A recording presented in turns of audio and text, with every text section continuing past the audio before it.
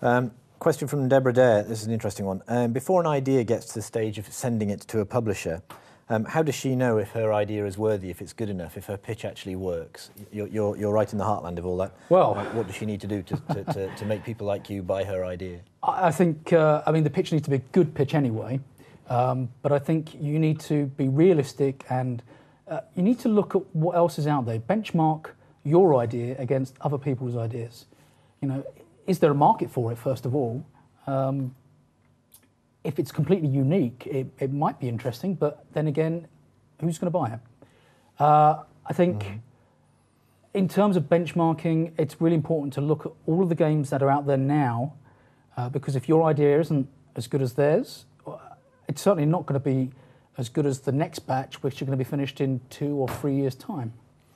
The pitches that you're seeing with your students over at Bedfordshire, do you think they're working in a commercial and a sort of a way that is going to make their pitch successful, so that the likes of the studios and the likes of the publishers are actually going to buy into them? You know, we've got to be clear about this and set expectations, right? It is difficult for a student or somebody just to say, I've got a great idea and it's going to go on, because lots of people think they've got the best idea ever. So we've got to be realistic and say, you know, there are ideas that work like that, but be clear about what the expectation is.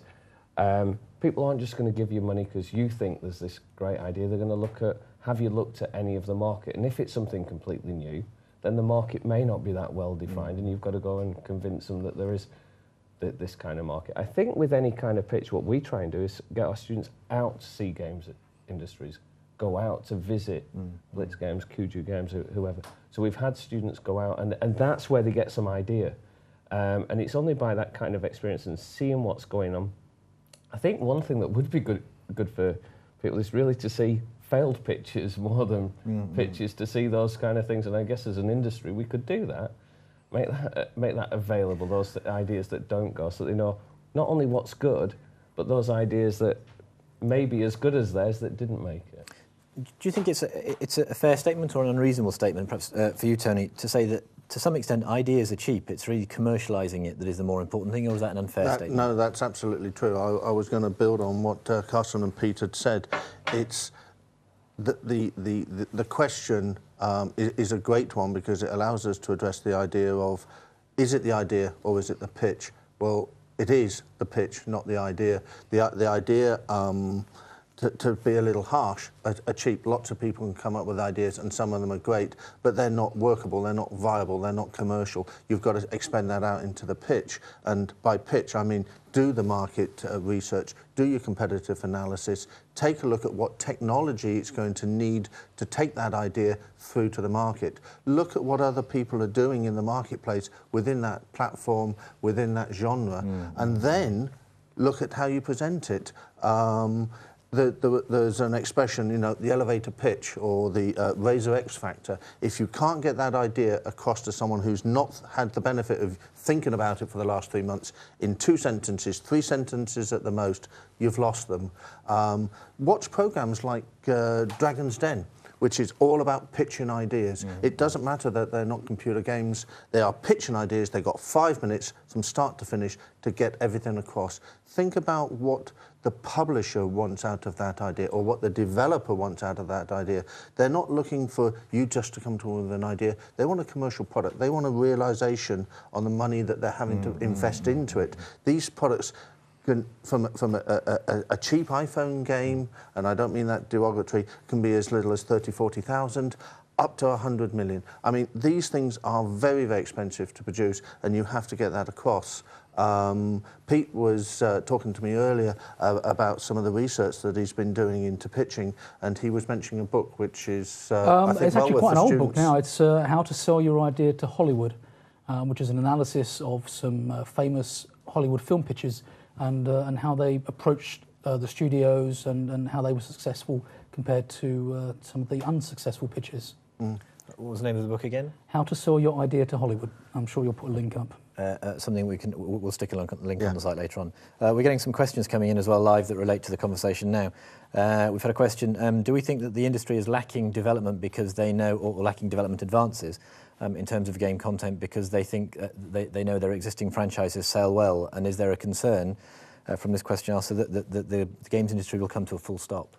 For my opinion, no, I don't think the industry is going to come to a full stop. However, I do think that they're retrenching into what is working in a difficult market at the moment. The world's in a difficult place financially, and with the cost of the development of computer games, the sensible money is to look at where your safe bets are, go for the low-hanging fruit. But that will absolutely change when there's an upturn and people then start to exploit new niches. I think one thing is we've seen the changes in the music industry, in the film industry, and in the games industry. One of the things is, just like, I guess, books started it off, where books would have a number of books published, and there'd be one big seller that would fund all the rest. And that's what we do as an industry in games. We fund some on a risk. It's just about, any organisation needs to survive financially. And what they will do is they'll have their bankers, as you said, those that are guaranteed income, and then they will put some out to be speculative. And it will vary at times in the market, but they're always going to have some speculation. They're always going to try some games and find out if it works. And as I said, one of the biggest investments was when Nintendo Wii developed the Wii console. It was a lot of investment, and they had no idea it would take off like it did. And I remember just before the Games BAFTAs, there was people interviewed, and they said, what's going to happen with this Wii? It was before it was released, and they said, what's going to happen? And people said, well, not sure. Let's see what happens with the game industry to see how people take it, because you can't predict how people take it. I'm sure people didn't predict Tetris being as popular as it was. That's a nice segue, actually, so I'm going to ask you all to predict now. We've got a question from Warren Green. With the advancement of technology getting faster by the day, where do we all see the games industry being in 10 years' time? I think in 10 years' time, we will be looking at many more games that are server-based using cloud computing techniques. Once your games are server-based, you have a dumb terminal at home, you're just receiving a video stream or an audio stream as well, and feeding back controls from a controller. Once you can do that, we've solved one of our biggest issues in the video games industry today. We have to reinvest millions and millions of pounds into re-engineering code and graphics and audio assets so that they work on different platforms. Once we have these, server-based games, then we eliminate that. We also eliminate piracy, which is a terrible problem for the industry.